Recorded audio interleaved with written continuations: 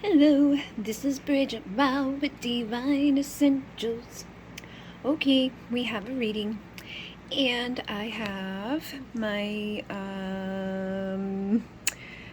I got my tarot, the Divine Tarot, and then I've got my Journey of Love 2. This is the second one, but the Journey of Love Union, the first one, is mixed together within my deck. So the cards that are out here, the big ones, are a mix from both of those decks. I also have my Celestial Oracle, which is my newest one. And this is the tarot size one, and this is the tin that the tarot size one can come with if you want. I gave people options. If they don't want the color tin, they don't have to get the color tin, because getting the color tin makes it more money.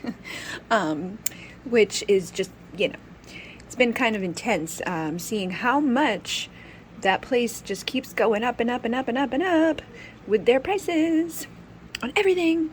It's like, what the hell? Plus, I'm a weirdo, and I'm like, let me try this fancy, like, linen freaking finish. Let me get the best of the best. And then I'm like, why does this deck cost me $8,000 for one? Because I did all these weird settings. So I've been trying to figure out, better settings and better options for people when I make my decks, or just, giving them the option to not have to spend a lot of money. Or a lot more money than we need to. Anyway, they're here. This is what they are. This is what I'm using. This is the energy that we are in at this time.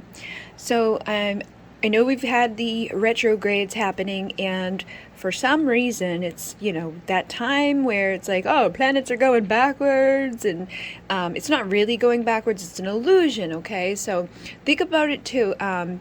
In the terms of, like, we know that we are the creators of our reality, right? Like, many people have this whole concept and understanding of the power of attraction, the law of attraction. What we ripple out is what we ripple back. What we do is going to really dictate what we see and what we feel and all of those things. And it's, again, very much influenced anyway, like, there are outside influences. There are other things. Like, the energies of the planets do impact us.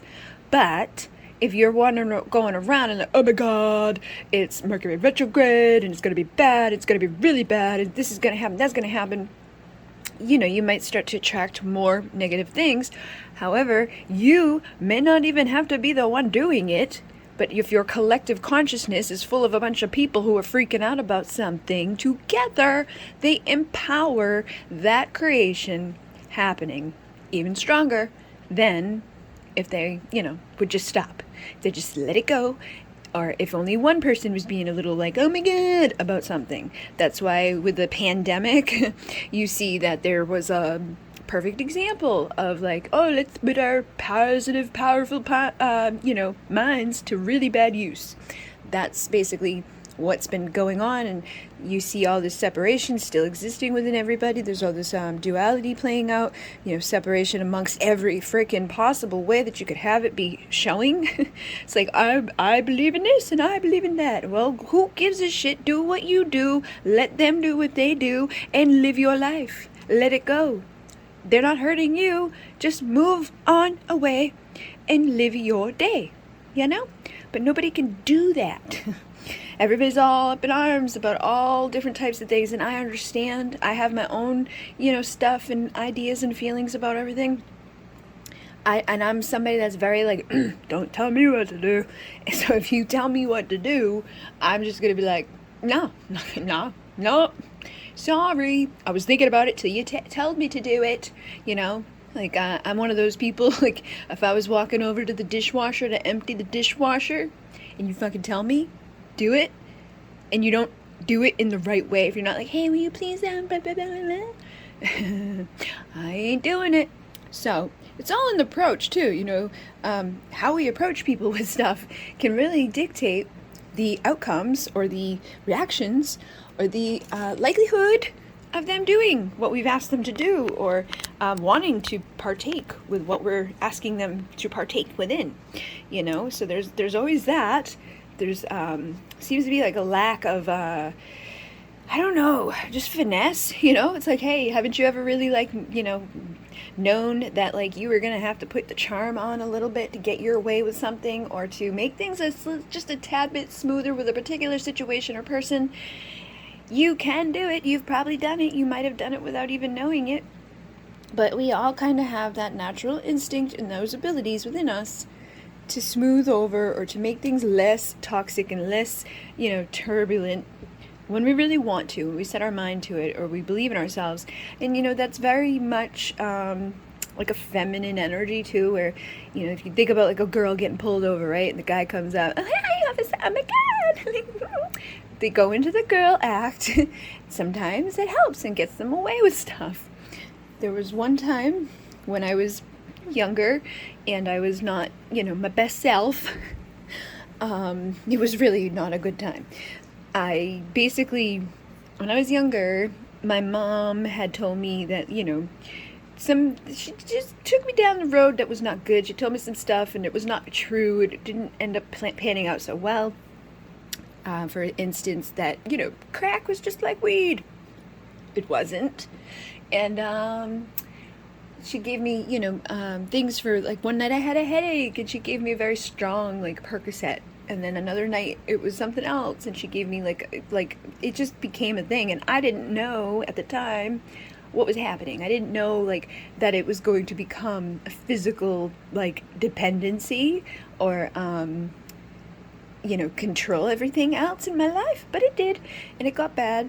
And at one point during that, bad times, I had a car that I stopped paying the bill on. Like, I just stopped paying the bill. I ain't paying that no more. So I'm riding around in a car that, they probably wanted to repo at that point. And my license, I let it, expire. It was expired. And my insurance was obviously like, no, we're not paying that either. And I wasn't wearing my seatbelt. I was speeding. And there was something else. There were so many things. There was, like, just, like, a list of, like, the guy was like, why are you doing that? And I was like, oh my God, I didn't know. I just played dumb. And he couldn't, like, just let me be, like, completely. He was like, I'm gonna let you walk, but I have to take your car. It's unregistered, uninsured. You don't have a license. Like, I can't, I'm sorry. He was upset about it. He was like, I'm sorry. Like, he didn't want to take it, but he had to. So in those situations, if I didn't act how I acted in that moment, like, oh my God, I had no idea that the license was expired. Oh, I didn't know they did that. Like, I totally knew. I knew all of this stuff. I was just being an idiot. On purpose. And it, got me through that little bump without having to go to jail on top of everything and having him, like, maybe search my items and end up finding, whatever things I had with me at the time. And it just, can make a bad situation worse if I had been, like, immediately defensive and, like, screw you, I don't give a shit, I don't want it, blah, blah, blah, blah. I'm just gonna drive anyway, do what I want, I'm a bitch. I probably would have gone to jail. So we can really just approach things in a much nicer way and charm people, not to, pull the wool over their eyes necessarily, like what I was doing, but, if you're in a situation where that might be needed to eliminate some problems for yourself, it's okay to do. Just, probably don't want to be doing what I was doing at that time. Don't go to that extent. But if you have to, like, sugarcoat something a little bit about something just so that you don't have to live your life in misery, I don't see anything, to varying degrees. I don't want to tell people to go out there and be, like, inauthentic and, just deal with people who suck and all of that. But there is, the saying is, like, you can get more, I don't know, like, more something with honey than you can with something. What is it? I don't know, vinegar. You could attract more with honey than you can with vinegar or something to that nature. I don't know. Something of that level. But basically what they're saying is, like, if you're just, a little bit softer, a little bit sweeter, you're going to make things a little bit nicer for yourself, because what you put out is what you attract. So it's on various degrees. It's not just solely like, hey, if you're just a sweetheart and everything's great inside of you and you're a good person, like, you can get away with all these other horrible things that you're doing as a being or as a, person on this planet. Like, I'm not going to do this, that, and this, but as long as I'm nice, everything will be okay. Like, we don't want to do that. But hopefully you understand what I'm saying and see all of the levels that we have of these things, because it's like the way that we show up in this world is very, very, important to what we're going to experience within this world.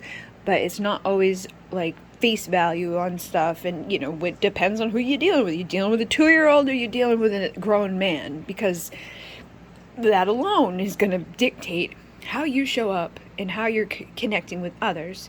Hopefully the 2-year-old is going to be somebody that you can, like, get your adult self together within, and not have a crazy meltdown or anything, or blame them for something, or tell them something really bad, like, oh, Santa Claus isn't real, blah. Like, just something horrible. Like, just don't do that. Don't do that. It would be nice. So we have I am, self-aware, appearance, first impressions, and beginnings. And this is Aries Mars energy. So it's funny because, like, for me, Aries, like, my mom was an Aries, and both of the toxic people that I was connected to through relationships are Aries. And it's like every time an Aries comes around, shit just is like bang, like bad, toxic, not good, horrible. So because it's here with this card, I feel like there could be some conflict, like what I'm talking about right now. Like, you may not be getting somebody else's truth at this point. You may have a first impression. Somebody may be aware of their own appearance, and they may be starting over in a new way or a new light or a new thing, but they may be approaching it, in a way that, like, they might want to take a different route, or they might not be doing it, like, full-heartedly, and they may be trying to influence stuff, so there is definitely some potential for some sort of conflict, or some sort of just something being off within. First impressions, new beginnings, and appearances, okay? So how you're showing up right now could also just be throwing someone off. Again, because with Mercury in retrograde, that literally is, oh, I'm gonna misunderstand shit. Oh, I'm not gonna, like, make things run right. You're probably gonna get into a little minor fender bender, or you're, gonna get lost, or, like, just all that little weird stuff happens. It's just weird. It's just a weird time. And we had Mercury right here, which is about communication, travel, relationships, technology, electronics, the day-to-day expression, intelligence, elegance, messages, logic, rationale, and memory. Okay?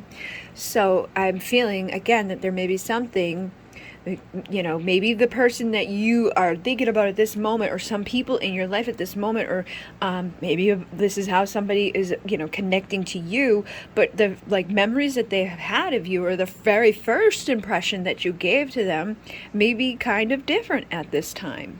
Or there could be a little bit of a, almost like a retrograde happening. Maybe that people could feel, or you could feel like, I feel like I'm going backwards, or I feel like, like this person's regressing in their ability to be, however, like, maybe you wanted them to be. Maybe you wanted this person to come show up and, express some things to you very clearly, and, have a new beginning, and just kind of like blah blah blah. Let's have this thing. Let's talk, with our logical expressions in our mind, and just be like, let's do what is logically smart to do. If you're wanting to connect with somebody, you're gonna want to communicate with that person and go back and forth and have, like, a communication session, right? You're not gonna just, like, I'm gonna think about it forever and never do it, because that's not gonna do nothing. But I do feel like there is some sort of conflict here, or there is some sort of, like, thing not being seen as it is, or how it was. Somebody may be feeling like, I just don't feel like, I don't feel like who I was anymore. Or you could be feeling that way about somebody. Maybe you fell in love with somebody, or they fell in love with you, but maybe there's, like, this new energy, or this new appearance, or these new awareness in regards to each other, and that could be causing some hiccups, or some weirdness, or just some, like, I don't know what's going on, is that I just feel like for some reason that's just something, there could be some sort of conflict around that. Doesn't have to be the case. Maybe that somebody's just really thinking about you and is worried about the first impression that they're going to leave when they reach out to you, because maybe it's been a while, or maybe the last time, you know, that you had communicated with the person, it didn't necessarily go great. So if that's the case, they could be like, shit, like I don't want to mess this up. I don't want to go in with the bad approach. But we do have the Knight of Swords, and the Knight of Swords is somebody that's like, I'm going in. I'm gonna say the truth. I can't hold back. I'm not gonna worry. Whatever this is, however I show up, I'm gonna get there, and I'm going to do what I gotta do, say what I gotta say, and just get my shit together. Like, bah, bang, boom. Here it is. Here is my truth. Now, it's not always like the truth people want to hear. Can just be like, it's just literally like, hey. Very logical, masculine energy. Like, hey, I'm not going to think about your feelings. I'm not going to worry about how you feel down there inside of your heart. I'm just going to say whatever it is I got to say. And then I may, regret that later on when I realize that first impression of the thing that I said and how I approached it may not have been the best thing for me to do if I wanted to, connect with you again, or have you feel a certain way, or if I was trying to portray a certain message. So that could be something here as well, where maybe it's not even necessarily to do with right now. It maybe could, be again from the memories. Like somebody could be thinking about a time that they rushed in to communicate with you, and now they're like, oh my God, that was such a bad appearance of myself. Like I said the wrong things. I'm like, oh my goodness, why did I do that to myself? Because I feel like whoever you are connecting to, there's this energy here of the Queen of Pentacles. Like, this is somebody that we value. She's very warm. She's very kind. Like, she's like the nurturer. She's like the mommy, like warm, nurturing, grounded, stable. I'm gonna I have the sweater ready for you type of energy. Like somebody that just goes out of their way to make you comfortable. Somebody that goes out of their way to make other people. She's the people pleaser here. We got the people pleaser, but she's a comfy, cozy people pleaser. So I feel that whoever you are connected to, because I am seeing lots of influences around here of like nostalgia and memory and just things like that. So I feel like there is something here. There's a connection, like a partnership between people, where things may not have started off the way that you wanted them to, or maybe they started off the way you wanted them to, but then whatever happened around the second time or the third time or whatever time you're at, maybe there's just been some miscommunication, because that's what goes on at this time. So basically, I do feel that you could also be in the energy of her, like you could be like, I've got to really put myself first. I know my value. I know my worth. I'm self-aware enough to know what I deserve, and I don't deserve to be treated a certain way. I don't deserve less than whatever it is, So if somebody has maybe gotten away with things in the past, or maybe has not always brought about that first great impression, they could be realizing, oh wait, this is a valuable person here in front of me, and maybe they're picking that up, that you're aware of that now. Maybe you weren't aware of that before, and if you weren't aware of that before, they could have gotten away with some shit that probably would have reflected somebody that wasn't, necessarily aware of it. Because when we're not aware of this, when we're not aware of our value and our worth, people don't have to be consistent, they don't have to be authentic. They don't have to come be vulnerable. They can come and go and leave and back and forth, and, they don't get repercussion. They don't get anything negative on their side, because that person doesn't have enough love or value on themselves to say anything about it, or to put a stop to it, or to even just emit a vibration of, hey, you don't want to do that here, because if you do that here, it's not going to get you anywhere, So they may be picking that up intuitively, or just energetically, or just through things that you've said, whatever first impression you may have exhibited. It's really going to be dependent upon, I feel, if you've talked to somebody or not, if you've seen this person, if you haven't seen this person, what happened the last time you did, and little things like that. So just take it as it resonates, but I definitely feel that message is there, where it's like somebody, whether or not they've spoken to you or just seen how you're putting yourself into this world, They may be having some clarity and finally seeing some things about you, that maybe they didn't see before. And that could be like, oh, wait, because then with the Gemini here, this is about, dualistic perspective and, perceptive. And I feel that, again, ties into what I've been saying. Like, if somebody met you or just has always known you to be a certain way, but then you finally see the light in your own life and you decide, you know what, I'm gonna be a little bit better about me. I'm going to have that self-awareness, and I'm going to do what I need to do to get my shit together and approach, other people in life in a way that shows those values and that I have those resources within how I feel about myself. It's going to impact your relationships. And so now somebody may have a different view of you that they didn't have before because they never got to see it within you because you didn't see it within you. And a lot of times when people are on a journey, like a twin flame or divine counterpart or whatever thing it is that they resonate to call it, our relationships mirror things to us. Sometimes they mirror great things, sometimes they mirror not so great things, but usually there's some sort of mirror there. So, it's like we can't really get mad at other people, or like for, to a degree. We definitely don't want to like give people this like green light to be just horrible all the time. But we also have to be aware of what we're putting out there into the world, or how we're showing up within our connections, and then being like, how are they treating me? Because it's going to really be dependent upon how you treat yourself, because you treat other people how to treat you. And I really do feel that there's something here that this person may want to communicate with you, but they may be having like a dualistic perspective around how to even go about that, or maybe should I even bother? Like, does this person still want to talk to me?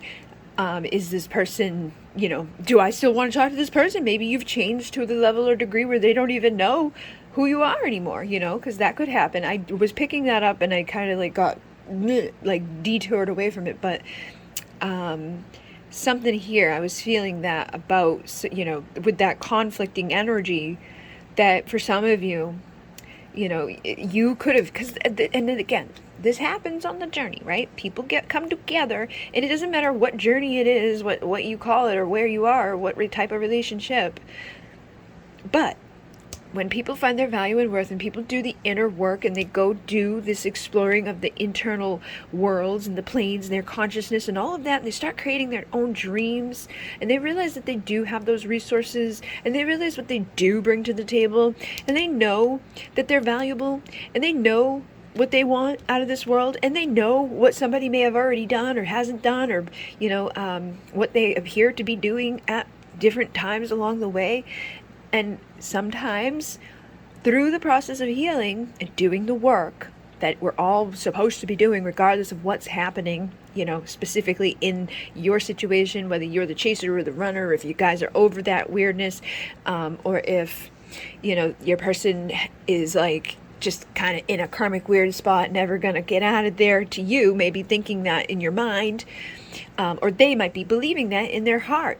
But whatever it is, when you heal enough and you're into circumstances that do not align with that healed version of yourself, you start to see the realness of things. You're like, oh, what the fuck was wrong with me? Like, why would I want to be putting myself through that circumstances? Like if somebody's married and they keep, stringing you along, and then they go home to that person every day, like there's gonna come a breaking point where if you do work on yourself and heal enough and grow enough, that's not gonna be okay anymore. And you're either gonna, walk out of there because you know that you deserve more, or the person's gonna step up to show you more of themselves before they lose you, because that's the whole point of healing and growing and realizing your value and worth, is so that other people can, bring that and mirror that back to you, treat you as a reflecting, source of that value and worth. Like, if this person doesn't value you, if they don't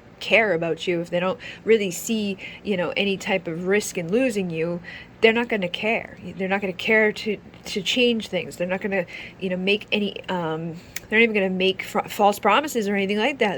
They're just going to do what they do because they know that you're not going to do anything about it. And I know that hurts, and I know it's not fun to deal with, especially if you're still in something at this time that's not good for you. But it's even more of a to do something about it, because inside of yourself you deserve better than whatever it is that you've got going on. If anything I have just said in those past couple of minutes kind of hit you hard, okay? And I find that to be the case with a lot of things. Like when people get triggered, it's not like, it's not that you shouldn't be Xing out of a video and like, screw them, unsubscribe. You can, I don't care, go on. Like I've lost like so many people just because I stopped pumping out the picker cards. I'm like, whatever. But if you get triggered and your instinct is like, I'm just not going to hear that out, you're never going to get anywhere, ever. You're not going to get anywhere better with your person. You're not going to get anything better with yourself, within yourself, from yourself, or what you're rippling out to other people in this world, in terms of all of those things. So the people that you attract are always going to be a reflection of what you're feeling about you anyway. So you gotta have boundaries. You gotta have that self-awareness. It's not always freaking easy, I know, but it does pay off in the end. Like it's like we might, oh god, like and it's just a part of like this either codependency or the people pleasing parts of ourselves, or just wanting somebody to like us, especially if you really like them, if you really love them. And you want to see them, you want to spend time with them, but they only show up, once in a while, right? They're not there all the time. So that time that they show up, it's going to be really, really hard to say no, but it's going to be really, really, really rewarding if you do, and they actually, make an adjustment to whatever was being done, because you're probably going to say no because in your heart and soul whatever's happened is not all right. So say they show up, but you're like, oh, are you still married? And they say, yeah. Well, then that's probably a good time to be like, yeah, I'm not going to come see you, or if this person has a tendency to do some sort of thing with you that you don't want to do with them, however it is, even if it's something simple, like you told them, like, I really don't like it when you do, when you text me, I don't like that, just give me a call. If they don't do that, you have that choice to not answer them. They may not like it, you may not like it, but they'll figure out what to do. They'll be like, oh, you know what, all right, I'm gonna call. We have to but we have to be like firm with those things, and it's hard. It's not easy to be firm with things if you've never been firm with them. If you've always been like the walkover, or the one that's like, oh my god, it's them, like, is that one person that I will do anything for, and because I do that so well, and because I did that so many times, I've now become that one person that they just keep, really destroying my inner peace and hurting my heart and making me feel worse about myself. So I may be self-aware, but that conflict and that stuff that's going on in there, it may be that I'm feeling really like not valuable and not worthy and not good about me, and I don't deserve better. I don't deserve consistency. I don't deserve somebody that, is only going to be in a connection with me. I don't deserve somebody that, wants to be here on a consistent basis. I don't deserve that. And if that's, what you feel or think, that's got to heal. It's got to shift in order for that reality to shift. Because it's not going to shift without you truly feeling worthy of having more. You don't deserve to be left out in the cold. You don't deserve to be hurt by people.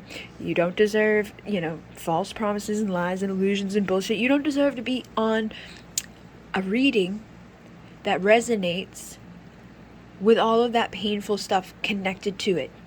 If you're going to the readings and resonating with things that are not like yay, and they're triggering and things like that, it's that thing for you to finally see and be authentic and tell yourself the truth. That you just, it's not like you don't have, it's not gonna be the end of the world. You just gotta heal. You just gotta put boundaries up. You just gotta say, I'm not doing that anymore.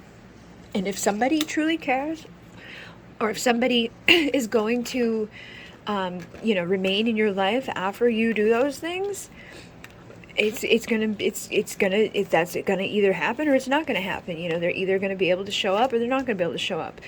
But you can't just continue to live your life miserable because you don't want to possibly run the risk of them not doing what you would hope for them to do.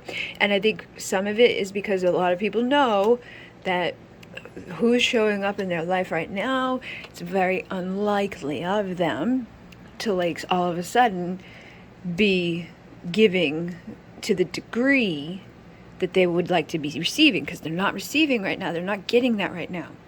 He's still going home to his wife, or he's still not, he's saying he doesn't want to be together, but, every weekend he wants to get freaky deaky, or, doesn't want me to date anybody else, but doesn't want to like be around on a consistent basis. Those are the things that we're like, what? That you don't know. You don't get to eat your cake and eat it too. And the sooner you start laying down the law, the sooner they're gonna be like, oh shit, I can't do that. And if they really feel something connected to you, they're really meant to be there, they're gonna do something about it, okay? May not happen overnight. You may have to be strong for a little bit, but you have everything you need in order to achieve better. And if that person cannot do it, something or somebody else or something better will come in its place to reflect to you what you're rippling out. You have the resources, you have everything you would ever possibly need right now available to you to make some big improvements in the way that you're showing up for you, in yourself, in your own relationship, and how you're showing up with others. And we have sleepless dreams and seas of thought. So I feel like this could be speaking to those of you, maybe you've already done that, right? Some of you guys could have already gotten that self-awareness and found that resources and been like, I deserve more. And now somebody could be connected to you, having these sleepless nights and constantly thinking about the mistakes and wanting to make, more consistent efforts of, their time, their energy, and efforts. So if you've already kind of been through that level of shit and you've already kind of stepped the things up a little bit, that could be, this stuff showing up to show us that they may be feeling nervous. They may know your value and worth at this point because you may have been like loud and clear. But they could be going back and forth in their mind now. Like, I really don't know if she's going to want to talk to me. I don't know. She might cut me with her sword. I don't want to be left out in the cold. But I feel that again, is just, everything I just said to whoever.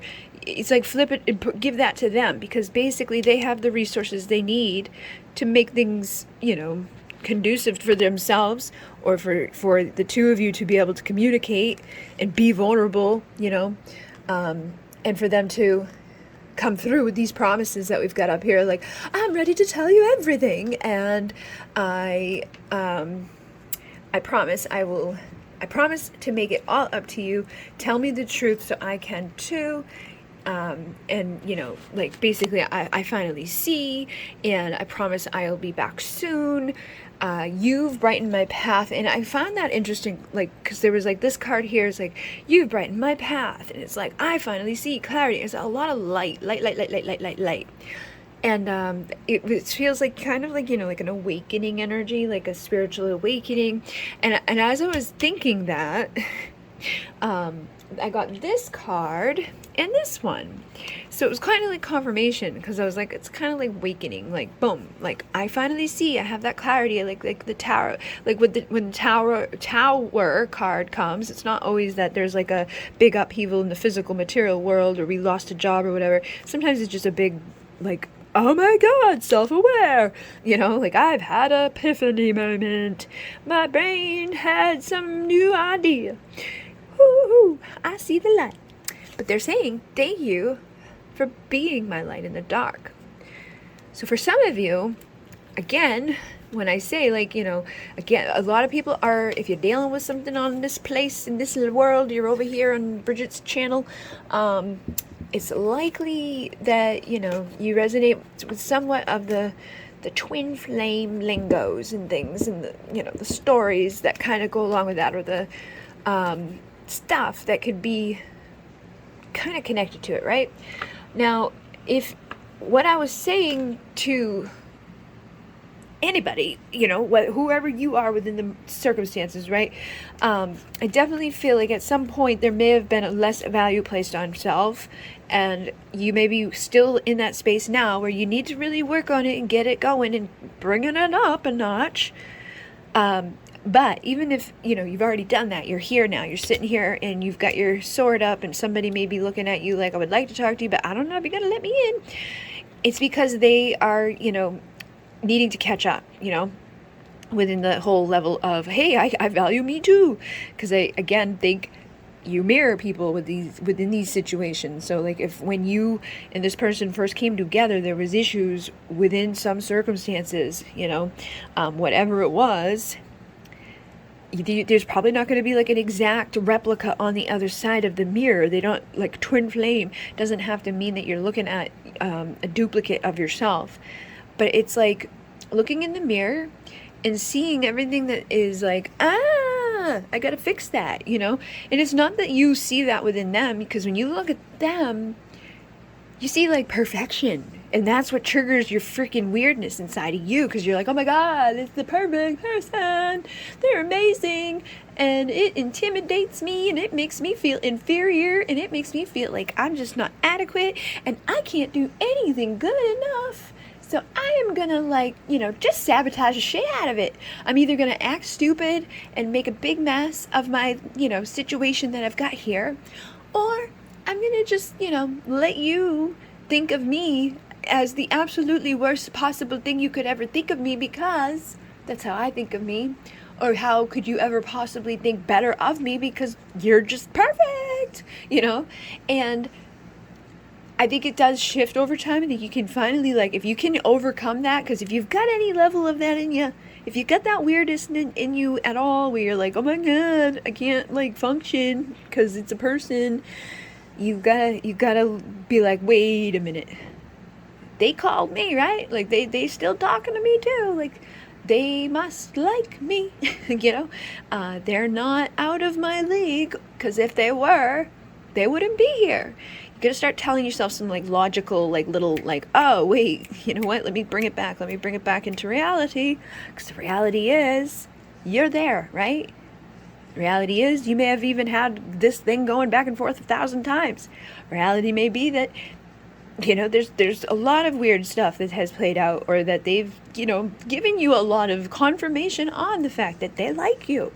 So use that to your best ability, even just in how you feel about yourself, but also in how you're going to perceive them. Because I think a big problem for people in these situations, not everybody, some people get over it, some people never had it, but it's that whole putting people on a pedestal thing is not safe. It's not smart. It's not good. And it gets you nowhere. It just makes you feel like, oh my God, and it's going to create a lot of stress that doesn't need to be there. You're not going to enjoy yourself. It's like, if that's the case, if you feel that intensely, it's like, do you really want to be around that 24/7? You know what I mean? You want to be on that high strung, oh my God, they're near me energy, nonstop. You gotta come down into okay. And I know that's not for everybody. I know some people are okay. I think it also depends on other things, other background stories and things like that, because I've dealt with a lot of people who've had similar circumstances to their situations as I have, and then I've had people who've had completely different circumstances than what I've got, and then I've got people who come in out of left field, and I'm like, holy crap, what the hell are you talking about? But I can't dismiss anything, or say one thing is the all catch-all only way it is ever going to be, because I don't know. I know that we all have our own reality, we all have our own experiences that we're going through, but it's, designed specifically for us and what we need for us to be the best version of us within our partnerships and within our connections and in ourselves. So just keep that in mind. If you get them up on a thing, take them off of it. If they seem, maybe they have that with you, and that could also make you realize things too, that maybe you've been putting them up on the pedestal, right? But not seeing that maybe they had you in that place. So if they had you in that place, it could maybe, make sense of some weirdness. But we don't want to come up with a bunch of excuses for bad behavior, because that's very easy to do. Oh, they were just nervous around me. That's why they haven't called me in, way long time is not probably it. But they could get weird or awkward or overwhelmed with their emotions, for sure, 100%. Just make sure you're not using that as a tool to dismiss bad behavior or to dismiss what, you might not want to acknowledge inside of something, okay? So please always go at this stuff with a little bit of a, and I don't want to create fears or doubts, because I know people have a lot of that on their own, but we just have to always have a little bit of awareness that's going on from within.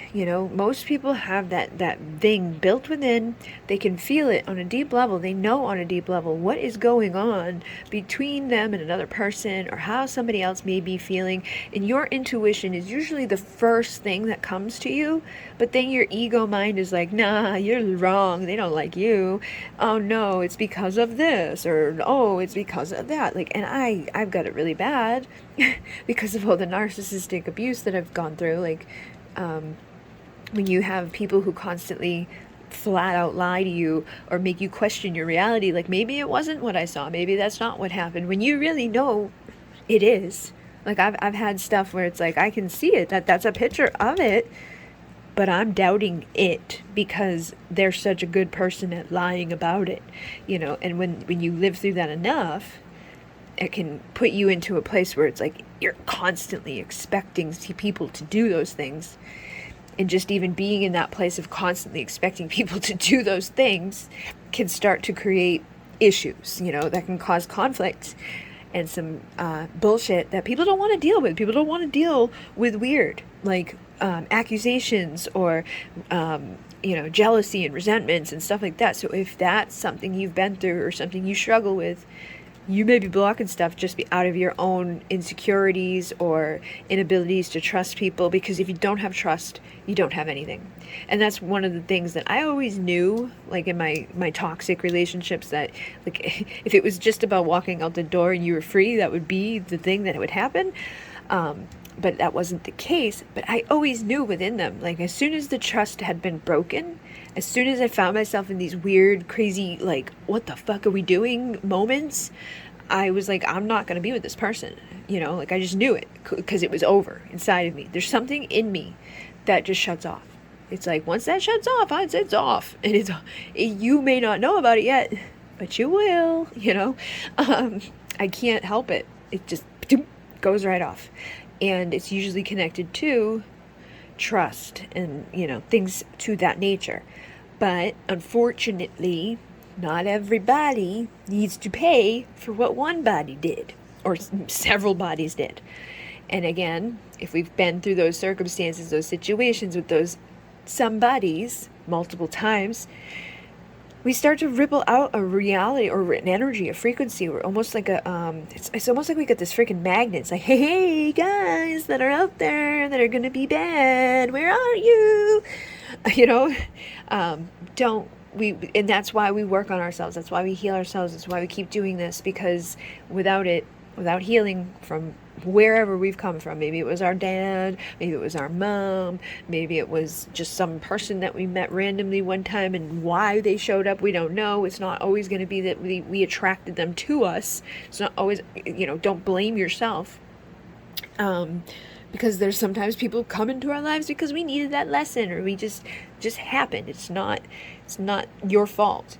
Don't make it a bigger thing than it needs to be, but just know that once it's happened a few times and you can find a pattern within it, it sets you to a place, okay, let me be aware of this so I don't do it again. Or if I start to, look back over things, can I find a pattern? And if I can find a pattern, is that, alarming enough for me to be like, hey, you know what, maybe this person isn't the one. Let me just get real with myself and go within and ask my soul, is this really the one? Or is this just some lesson that I need to learn and then free myself from it? And once I do, my blessings are going to come, because we have here, this taught us our lessons equals blessings, and it's karmic, right? But I feel like this could be in regards to karmic stuff that you've got or they've got or people have got, because we've all got karma. Nobody's exempt, how it shows up is usually going to be how you've shown up. So if you were not a nice person, or if you maybe did some not so great things in another lifetime, you could be having some shitty shit happen in this one. But usually, we have this thing where it's like cause and effect, I ripple this out and this comes back to me. It's very much about, like this balancing act. And no matter how we look at it, like, oh, I'm the creator of my reality, I gotta watch my thoughts so that like good things come to me. Yeah.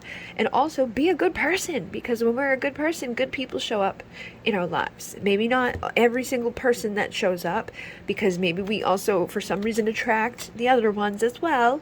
But we can start to figure out, who are we going to invest our time and our energy and our, resources into, and who are we going to, withdraw that from, or fix the part of us that's like, let me give all of myself to this one, because this one's going to break me or hurt me, that's a thing that people sometimes even get addicted or really like ingrained into, like the high intensity or the high stress. Like if you grew up in a toxic home with your, mother constantly flying off the handle randomly, you never knew when she was gonna freak out, like I did.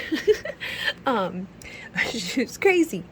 You never knew what was gonna happen, or when it was gonna happen, or why it was gonna happen, and it got worse as the years went on. But if you lived in that, sometimes there's almost like a part of you that's like bored without that. You can be like, I need constant like stress in my life.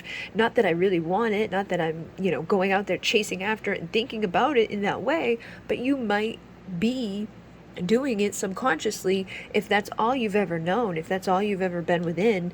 It's just constant craziness, toxic stuff. You might want to think about that and look at that, because it could just be that you're, picking people that are gonna cause these issues, or picking something to like have an issue about so that you can have that passion and that fire and that anger. My dad said something to me earlier. My dad and my mom were first loves. They met when he was 11, she was 11, I don't know, they were 11. And he was like, I was thinking about your mom earlier. She died a couple years ago. And he was like, we were really like we fought a lot. I'm like, yeah, I know, I was there, I saw. But even when I was an adult, they were still doing the back and forth thing. Like I remember like randomly, I don't know, I brought her with me one day to take him somewhere, and it was like after that they were back together, but it was not that long ago. I'm like, oh my god, what is happening? So yeah, they're like the poster child for the twin flame stuff. But they had that, he was like, it was like we loved to fight. Like we had this, or like we loved to fight so we could make up or whatever. But some people do that too, so they kind of look for that dualistic thing, or they try to cause a little something. Like people try to push your buttons if they like what happens when they push your buttons, or if they like having, something be like rah, in your face, like a little bit of adrenaline rushing. And there's literally chemicals and stuff that get released during all of those things that can make people be like, yeah, I need more of that. I am not a big fan of it. I don't enjoy it at all. Like I really get like upset and like break down a lot. Like I'm like, no. Even just my dog's barking can be like really like, oh my god, like I just want to cry right now, stop. And I don't like it. And that's usually, if you're an empath like myself, you might be a little bit sensitive to that stuff. But people who are not empathic like that, or especially narcissists, they don't care. They're fine and they're good in there. And they like that. Because I feel like they don't feel or something. It's like they're like really like a vampire or really like a zombie or something. There's something really fucked up inside of them. But if you're not ever feeling, you would like to have a little bit of something going on, because otherwise your life's kind of just and they don't love themselves. They don't have any self-confidence in themselves. They may portray it. They may pretend, oh, I'm great, I love myself, or think that they are whatever. They're weird. They're just weird little creatures. I don't understand them. I don't think I ever fully will. I do have a little reasoning why I think that maybe sometimes the narcissist and the empath find each other so well is because empaths literally take on emotions of others, right? Everywhere you go, everything you do, there's like, oh God, like I'm feeling everybody's shit. And especially those who don't really understand that they're an empath yet, or maybe they didn't have a label for it at some point in their life, which I'm sure was the case. If you were in my situation, you had a narcissistic parent, that was there present all along. So you didn't even have the coping or understanding or nothing to kind of understand what was happening. So as you go out into the world and you're feeling all these feelings and you're doing all these things, it's confusing and it's crazy and it's draining and it's ugh. When you meet a narcissist and they don't feel, but what they do is they bomb you with love. Like they mirror on purpose. They try to show you what they think they should show you, like based out of fucking romance movies or some weird shit that they've seen or think that should, oh, that's gonna work to get this person to be mine. I'm in love with you after 2 days. Let's get married in 5 minutes. Like, just weird, crazy crap that nobody normally does. But when you're the center of attention, when you're the one that's getting, doted on, and I'm so in love with you, I've never met anybody like you, you get like blinded by your own, oh my God. And it's almost like a safety place because they're not feeling anything. They're really not feeling love. They're not feeling what they're saying because they don't have those things. They don't feel guilt. They don't feel whatever. Like if you go to look up, like, am I a narcissist? The first thing you're going to get is, no, you're not, because they would never look. That question would never cross their mind. Literally. Go look it up. You'll find that that in itself is like, no, you're not. Because if you've wondered that at all, we all have narcissistic tendencies, especially when we've been through narcissistic abuse. We might have to adopt some of that shit. If you're an empath, sometimes you will, absorb some stuff that's not so good or fall into these patterns that are not so great, but it doesn't mean you're a bad person or that you are a narcissist. You're probably well aware of when you're doing something you don't want to be doing, or, you feel the shift within it and it doesn't feel good. If you have the ability to do that and see that and label things like that, then you are not a bad person. You've just been around shitty people too much and you need to, get them out. But I really feel that a lot of times it's almost like a break. It's like, oh my God, I'm feeling this person's shit. And the closer you get to people, or even physically, the closer you get to people, obviously the more intense feeling their feelings are. The more amount of people there is, the more intense it gets. So that's why empaths aren't, let's go to this concert and freaking party all week. No, I'm gonna go to the library and there was 5 people and oh my God, I gotta go home. It may not be that bad, but it depends what else is going on in your life and how drained you are from other people and who's taking from you, because that can happen. You can really get to the point where you can't handle anybody anymore at all. But you get a break when you're around these people who feel nothing and they're just void. It's like the void of course mood. They're void. There's nothing there.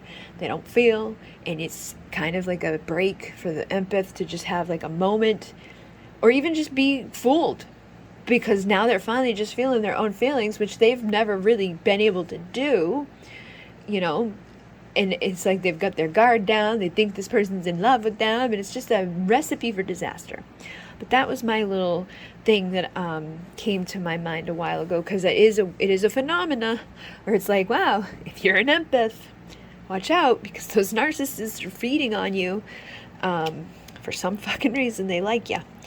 And we also have new levels of awareness are available to assist your evolution. Do not shy away from a soul revolution. And so again, with like these awakening energies being present of like, oh, I'm seeing my brighter path and I'm awakening and I'm coming home and I see the light and all of that stuff. I feel, that you could even be having just this moment where you may be figuring things out at this time, that's going to help you to heal whatever needs to heal within your circumstances, so that you don't have to be dealing with this dualistic crap anymore on this planet, and that's why we're here. We're here to heal the contrast. It says the dark helps us see the light. Choosing wrong helps us know what was right? So like if you never did it, if you never been there, you never went through that crappy crap, you would never know the next time it came, like if it came up, whenever it comes the first time, we don't know. We can't be mad at ourselves for that. We can't, get mad at other people because they didn't know. But once we know, that's when that's when things get a little bit like, okay, well now you know. And you've got that level of awareness, right? And you might be seeing new perspectives. And you may understand certain things. So now it's time to choose right. But the contrast shows up just because we're here in this place. Contrast is like, oh, things are going really good. Here comes some contrast. Gonna be a little bit bad.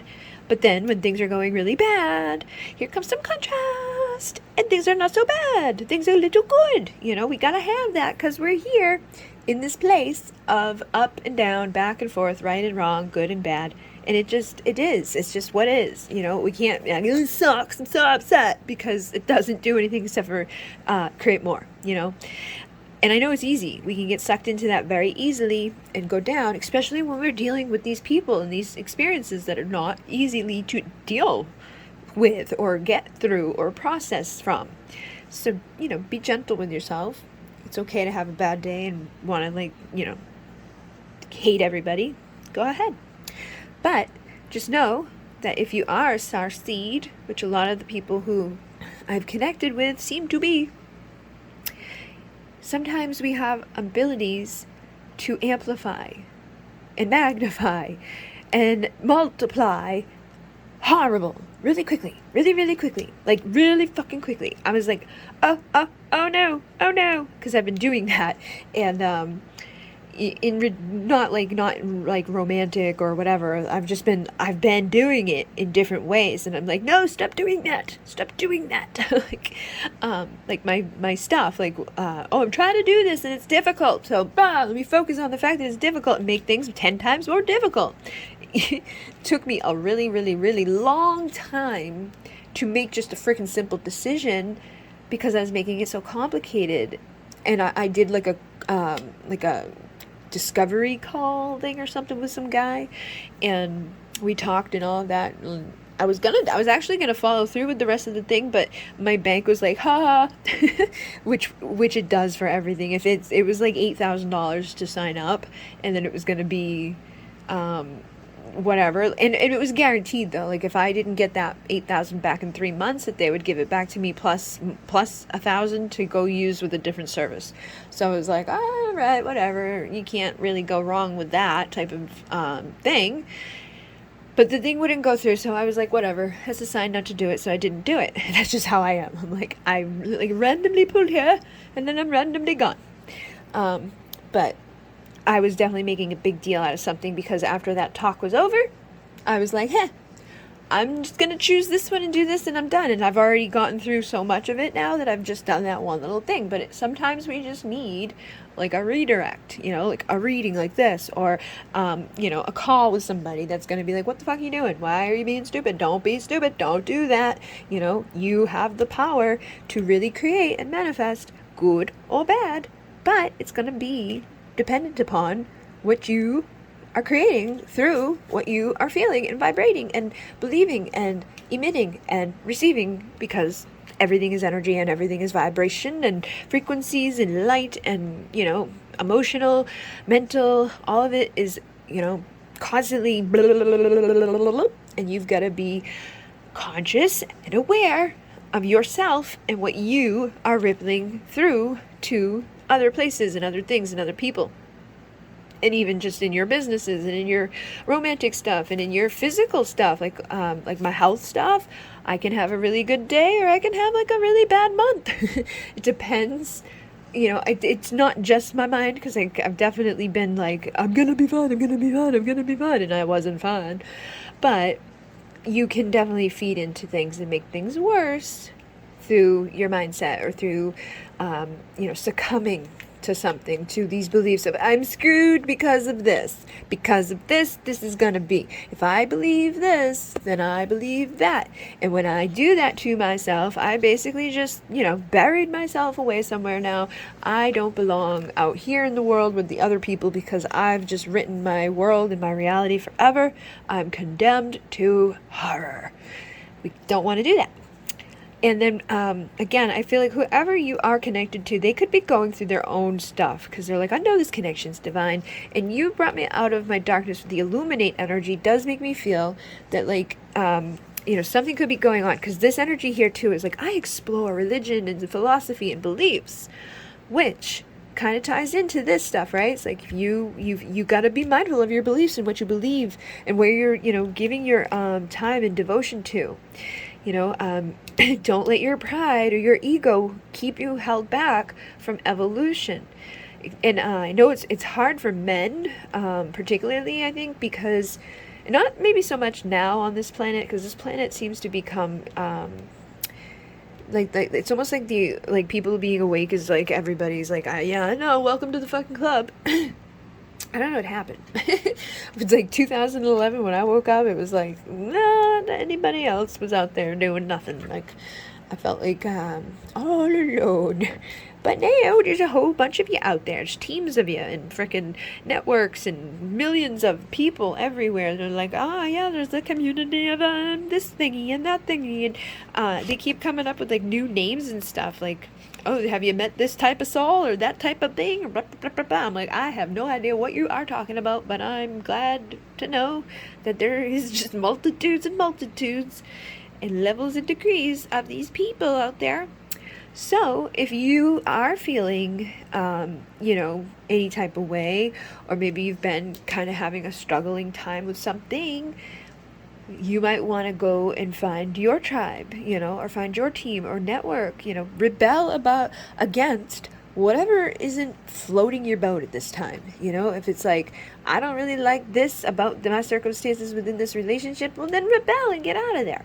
If you don't like your job, get out of there. You're only going to live for this life here that you're on right now, and remember and have like the conscious awareness and connection to what you are at this moment, right? Like, you can't really consciously think back and be like, yeah, I should have, when I was here in whatever freaking year it was, I should have just really taken that other job. You're not thinking about that in this life because you don't know this life, that life at the same time.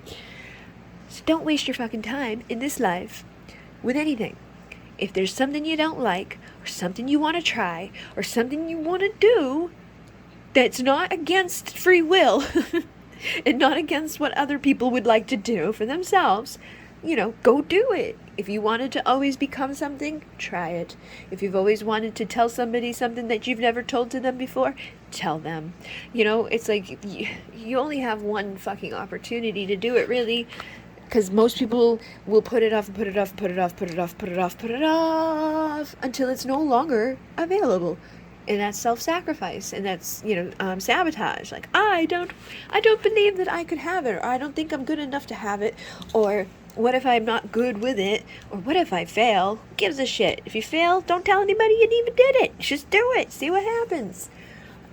Everybody falls. Everybody has to. We have to have the ups and the downs, the good and the back and forth. If you never had those moments, you wouldn't even know what a win is to win it, or for it to matter. If we didn't have that, that clear distinction between things, it wouldn't even be fulfilling to have either side of anything. You wouldn't know any different. You'd be like, oh, great, I'm here, and I'm alive, and I'm still alive, and I'm still alive, and yay. Like, there would be no fluctuations. You would just be, like, meh, So enjoy it. Enjoy your wild ride of being a crazy human. And we also had secretive societies take rulership over those who sleep and simply give over, relinquish their right, their control, and their power. It's easier for them to obey and to follow. So it's kind of along the same thing that I was just saying. Like, you know, people maybe not like they like this is like I'm just gonna like turn a blind eye to the fact that these people are doing whatever they're doing, or that, you know, this world is kind of run by, you know, this like 1% of the population that really shouldn't be like how it's set up with like it's just a big fucking game of Monopoly that somebody's been cheating way too long. And they're so good at it that nobody even sees it or knows it. Like they ain't in the freaking newspaper. They're not talked about because they're hidden away. They don't get seen. But some people know about them. Some people are aware of it. And even those people may be like, I'm just not going to say anything. I'm going to look away because I'm afraid. And it's okay. I'm not judging anybody because I've definitely been like, I ain't saying shit. And I've had experiences that were not good when I did say something. So I'm like, fuck that, I ain't saying shit again. But we do want to be aware of ourselves and like seeing the things that are hidden in plain sight, because there's a lot of shit here that's happening. And we're here at this time for a reason. We're not here to just be like, oh, I'm so upset about this guy. You know, it's like, that shouldn't be the main thingy, right? Like, it really shouldn't be. If that's the only thing that's like keeping you in this world at all, like, oh, it's the person that I love, it's a clear sign that like, hey, we might need to make some better choices, or we might need to really work on that, you know, get some support and get out of the dynamic, you know, like do something different for a little bit, because when it gets to be that controlling and that overwhelming, which I know a lot of people are, oh, but it's my twin flame, like that in itself has been toxic. That's why I've been trying so hard to like figure out how I'm going to do what I do, because I'm a reader, I'm a healer, I'm a person, right? But like, I don't feel like I'm helping people sometimes, because I know people out there are like, oh, but it's not 10 times, like it's okay that they just did that, and it's like, no, it's not. It's even worse. It's even worse that people are like, oh, this is a divine thingy. No, that's not divine. I'm not saying that they aren't your person. I'm just saying that that's not what we should be thinking of as good or divine or acceptable. The whole purpose of something like that is to help people to evolve and grow and become the best version of themselves. If you're not becoming a better version of yourself, if you're not stepping up in your own life, if you're not, you know, finding purpose in other things, if you're not getting, you know, better over time, or getting, you know, like a release from the intensity and madness that is whatever may have began, then those are probably some like, hey, I gotta really look at this and figure out what's going on, because it may not be what I think it is. Or maybe it's just easier for me to label it something that, you know, I can be like, oh, but it's my twin flame. When everybody's like, hey, how come your, like, you know, whole life is falling apart right now? Like, you haven't done anything that you were supposed to do. You're not paying your bills anymore. You haven't gone to work. Like, if you get to that level of shit, you gotta, like, wake up and make sure that you're not giving all your power away to this, okay? It's really, the whole point is to heal and grow and get better, not fall apart and be shattered and, oh, it's not a good look. They're not going to come back to that, you know? All right, so death and rebirth again too. Like these deep bonds that we have, they're gonna go through cycles. Like you may have sex with somebody and it may be a deep bond and it may be woo, but it's you may not be like, oh, we met and we got together and we tra-la-la'd into la-la-la to ever and ever and ever, and it was so easily done. It's not, I'm not saying it can't happen, because it definitely can, and for some people it probably should be happening. You know, we really don't need to be having these like traumatic, horrible, long drawn out situations with people. And again, that may be kind of like a let me think about that. Like, why am I even engaged in this? Why am I holding on to this? Why do I want this? Because while I'm wasting all my time, energy, devotion here, all interwoven and woven into this, I'm losing out opportunities on the people who may be wanting to, come and be like, boom, hey, baby, let's get married. I'm going to give equally to you. I want to build a family and I'm going to have a deep bond with you. But so many people, again, this is what I mean with the whole twin flame thing. If they believe, oh, but it's my twin flame, that makes it 10 times harder for them to just let them go, because they think that it's like some divine thing. Now they've got their freaking religion involved in it. Now they've got their belief system involved in it. Now they've got, the divine in it. And that's not conducive if it's not what it is. So try not to be too hung up on that anyways. Like, even if that is the case, okay, who cares? Who cares? Who cares if it is? Okay?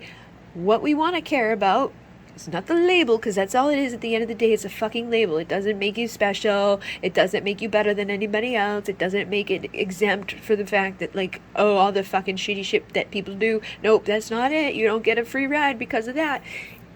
What we need to pay attention to is how we feel and how we are and what we're showing up as and what we're getting done for ourselves and in our lives, And is this person doing anything better with themselves? Like, are they making any strides in their lives? Are they putting forth any effort to be, a better, whatever's happening within the situation? Are they healing, or is it just them constantly repeating something over and over and over that doesn't ever, like, improve? Or, you haven't seen any shift at all.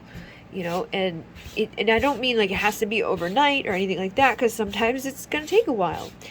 And I also know that, like, the whole culture thing, for whatever reason, everything just got like crazy and amplified like a few years ago, because I've known somebody for a very, very long time, and I was never that crazy until, like, everybody was. It was like everybody got hit with this wave of, like, hey, that person that you've been aware of being your twin flame all this time?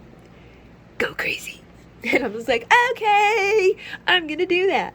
And went crazy. Like, legitimately. I had known, I don't even know. Let's see. I think 7 years I had known the term for it. And before that, I mean, it's been known this person 22 years. Like, I always knew that there was a thing there. And they've always done the weird thing of, like, call, disappear, call, disappear, call, disappear. And it wasn't even, it's not like I don't know, like, in my journal as a kid, like, I would write down every day, like, what I did that day and all of that. And it would always be like, whenever they called, like, they called, and then, like, I was like, oh my god, I need to go back to that, because there was a day that I was like, called, and I didn't call them back. Oops. Like, like it was on purpose. And I'm like, see, that's the attitude, like, we don't need to be holding on, oh my god, like, so much importance on it, because then it takes away our power over ourselves and it gives it to them. So just know that, like, something definitely did happen to amplify shit, because I was normal back then. Like, I was, like, I mentioned it in my little thingy, but I wasn't like, I gotta talk to them or chase after them, which is what I did a couple of years ago, was be, like, weird and crazy, and everything became centered around it, and even my career became like a reflection of it, because that's all I was thinking about, and I was always giving my time and energy to. So, okay, yeah, here you go, here's all the fucking twin flame things you could ever possibly think about or ever deal with, condensed into a couple of years. And I'm like, holy crap, what did I do? At least I was smart enough to make the other channel that I did, and not throw all of my eggs into one basket, because now that I'm not crazy, I can see how detrimental all of this is for some people to be in that, and it's some people maybe need to go through it. Like, I'm not saying that if you're there, that you're a horrible bad person, or that you whatever. I'm just saying that, like, it needs to shift first of all, because it's not going to get you where you want to be, okay? And we always go through what we need to go through for a reason. Like, I've been through a lot of fucking shitty shit, but I've always turned around and found, like, oh, I went through that because of this. Like, I've always been able to figure it out afterwards. Maybe not immediately, but it's always come to be that I'm like, aha, that makes sense. Okay? So even if, shit hurts really badly right now, or it seems like all is lost, or you're obsessed to the point where you can't get your shit together, you've got to try. Because you are the only one that's going to be able to do it. You're the only one that can make the decision to, change things. And until you do, nothing is going to get better. It's not going to get better approaching it from that place of, or approaching it from that place of, I don't deserve better, or approaching it from the place of, but they're my twin, or approaching it from, I'm never going to talk to anybody else ever, I'm not going to even entertain any other ideas, because that's a belief. You holding on to that belief is making you believe it, and it's making you live it and create it and exist within it.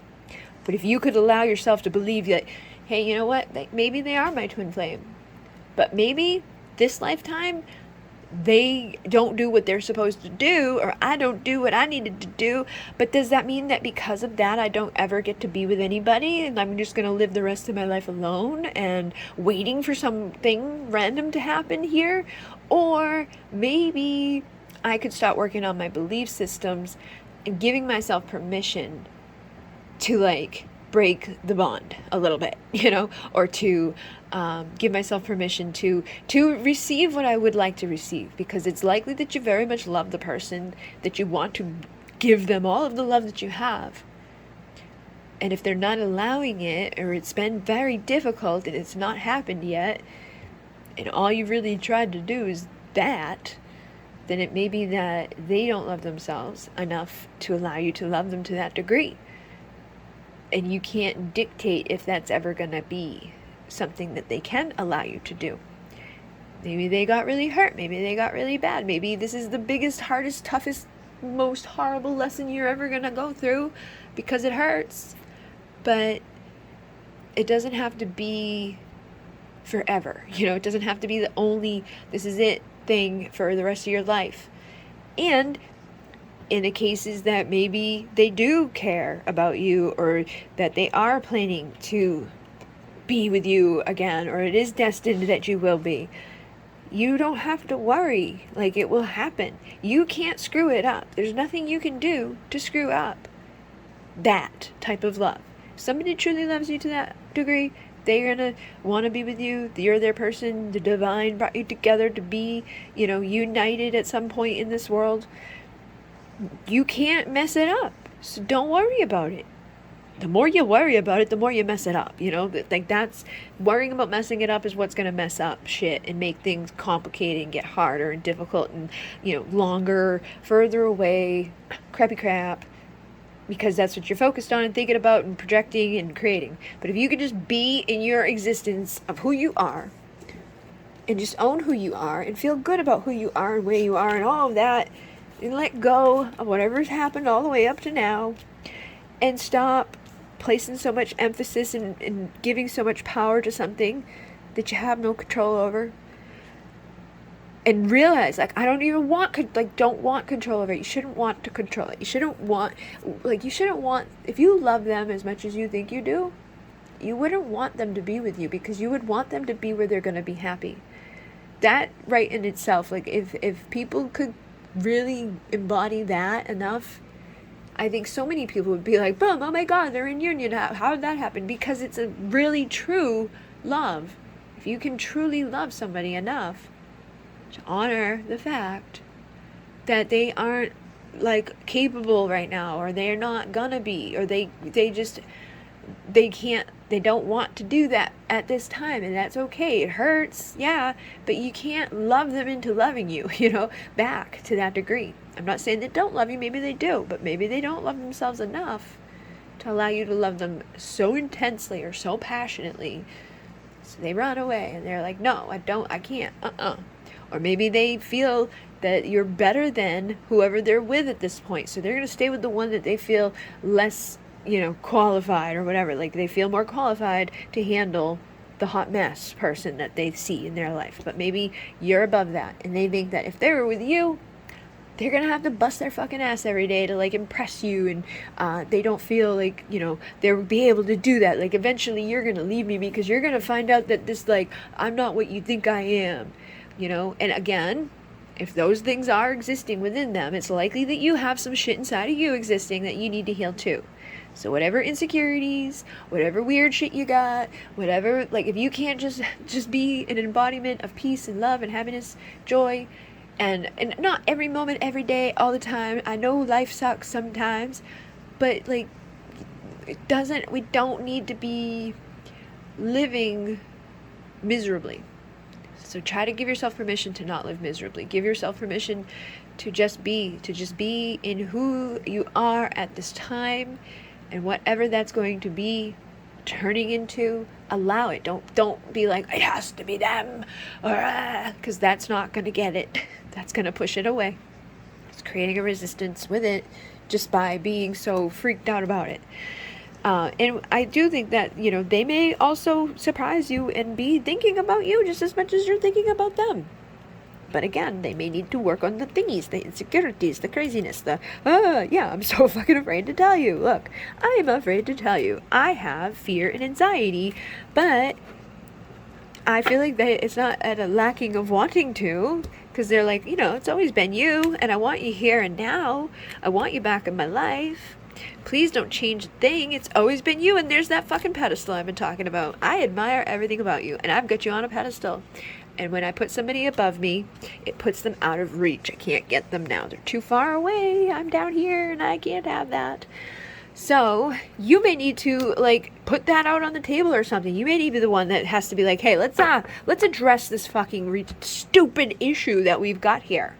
You know, like, whatever it is that you guys got, like, just fucking somebody's got to say it and be like, bleh, this is how I feel. You know, maybe that's your block. Maybe neither one of you can express what you feel. Maybe you can show what you feel physically or whatever, but maybe when it comes to speaking about it, you may have a block. So again, this person's definitely, you know, wanting to hear the truth from you. They want to tell you everything. I feel like they want to make things up to you. They feel like this awakening happening because of this connection. There's this light that's been available to them that's illuminating them. You know, you get the illuminate. Like, that's kind of crazy. And I do think if you were authentic, more authentic, and in a good authenticity, because that's going to be dependent upon it too. Like, if you're going to, I don't want people to be like, I'm going to go be my authentic self if my authentic self is not okay right now. So be honest with yourself too. Like, my authentic self is going to be a hot mess. Maybe I should heal it first and then get out there and be my authentic self, you know? Be honest. Have that clarity within yourself, that self-knowing, that awareness, that if there's some karma or some toxicity or some belief systems or some fears and some doubts and some insecurity crap that's going on within you or them or whatever, you guys got to process those things. I don't know what to do anymore. I've got all these doubts. Like, you got to get rid of those things and be just good in who you are, content with who you are and where you are and what's happening and what's not happening. Just allow and trust that it's okay. Because when you allow and trust that it's okay, and you're in that, you embody that, and you really mean it, and you know, create and ripple that out around you, the universe is going to be like, oh my God, that thing you've been waiting for, that cycle that's been fucking playing out, and it's been lasting so long, it's over. The thing you've been waiting for to come on in, you know, through the shores and all of that distance and that fog and that crap, it'll show up. You know, that duality, you'll be able to kiss and make up because it'll be cleared away. And you can reconcile with each other. But it's because of the embracing of it, embodying of the truth that, like, I'm okay as I am. I'm not forcing anything. I'm not getting, you know, all crazy. I'm just gonna just allow and accept and embody peace. And know that you are in a fertile energy. And look, I need you to tell me what to do. So I feel like you may need to be the one that dominates in the place of, you know, like, this is something about the situation. Like, you know, only you're gonna know exactly how that plays. But I feel you inside me, and it drives me insane. Tells me that there is a magnetism between you, and you probably feel each other. You probably think about each other. You probably desire each other. But they may feel nervous because they're like, I screwed up too much and I'm embarrassed.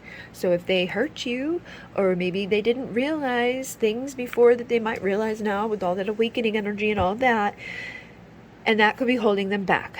Insecurities. If you've got them, they've got them. And even if you don't got them, they might got them. Because somebody's feeling stupid. You might be feeling stupid. Maybe you're, coming out of that chaser craze and are like, oh my God. So you could both be mirroring this. Like, maybe both magnetically like, I miss you and I want to be with you and oh my God. But I feel kind of dumb because I did some stupid things. So whatever it is, try to work on healing that, okay? Every moment has a purpose and a beauty of its own, and you're about to see the light shine on the places that you've outgrown. So wherever you've outgrown, whatever it is, whether it's like being the crazy chaser or being the feeling like an imposter or feeling like you don't get your shit together or whatever it is, however it's manifesting into your existence, whatever's outgrown is going to be gone. You're going to be releasing it because you've got to make space for the better to come in. You're about to come into a season of expansion. Things are going to get brighter, better, awesome, like boom, here it comes, lots of awesome sauce, right? But you got to clear out the other shit, and you got to allow it and trust it, believe it, feel it, see it, and know it's going to make some lasting fucking impressions. It's already probably done so, right? Like, this has been a pretty lasting impression on you. This is like, ditto, both back and forth, and it's going to be even more so. And with the Venus here, this energy has been nonstop. Like, the first thing that I'm going to be rolling out with all the new stuff that I have, I'm creating different courses, and I'm creating different memberships, and each one has its own like perks, like, oh, you can come to, like, there's going to be monthly readings where you come and I will read your question. Then there's going to be monthly coaching where you come and I'm going to do like a ritual every month for the moon or do something specific, and I might do more than one of the coaching depending on how many people sign up and what their focuses are for the goal of their dreams and things like that. Some people may be there for love, some people may be there for their business, so just really depends. And then there's going to be activation specifically to who people signed up. So if I have a starseed person, they're probably going to sign up under the starseed tier. If I have a divine feminine, she's probably going to sign up under the divine feminine tier. And then there's also going to be like podcast episodes that I'm going to be releasing, but not like, some will be out to the world, but only like, then there'll be some that are exclusive to the memberships. Content that is exclusive to the memberships, discounts to the memberships, and a lot of like exclusive offers that like I don't tell anybody about. Nobody's ever going to know about it, but if they're in the memberships, they'll know about it because they're there. So they get benefits. And the top tier gets a 10% discount on all the courses that I create. But my first course that I've been like forced to work on, I wasn't going to do, and I wasn't doing anything bigger than like a little mini courses, is Venus energy has been nonstop. Pleiadian energy, nonstop. The number 13, nonstop. Then 33, nonstop. And I'm like, what the fuck? It's all connected. There's so much like layers and levels of it that I kind of just like know inside of myself. It's hard to like be like, hey, la, la, la, la. Here, let me tell you everything instantly. But I'm going to break it down in there, and I'm going to break it down in there. How do we get back what's been lost? Because the divine feminine energy is like, it's just been beaten and bruised. Like, we've got such a mess on this place, in this world. Everybody's constantly not girl, it's like, no, like, we're never being a girl. We're not allowed to. It's like you can't like get by in this world if you're in your girly energy too much, because it's like you're dead. We took over. You gotta pursue things if you want to get things done in this place, right? But you really don't. We can embody the feminine. We can become, that goddess of love. She's the goddess of love and sensuality. Friday was the day to honor the goddess. And 13 is connected to the sacred feminine and her cycles of giving birth and like her, her whole fucking spiel all up in there, right? She's very much tied to the moon, and the moon is tied to the ocean, and it's all this like beautiful, emotional, like flowy thing. But They're like, hey, we're gonna make that bad. Friday the 13th bad. You're now gonna be afraid. Ooh, 13 is unlucky. Like, what the fuck is wrong with this world? No, they stopped making fucking staircases with 13 steps and shit because of that. And there's reasons why, but I don't want to talk about it too much because it's gonna all be in the thing. But a lot of things are going to be in the thing. There's going to be a lot of like little extra stuff and rituals and all of this new thing that I'm implementing into my life, where I live by my cycles and by the energies of the Pleiadian astrology, rather than, just willy-nilly going through the days, because every day has an energy and a frequency, which makes sense, and every number holds that energy and frequency, which I've always been aware of and saying. Like I was telling people, people used to come and be like, why am I seeing 27? Or I keep seeing 15.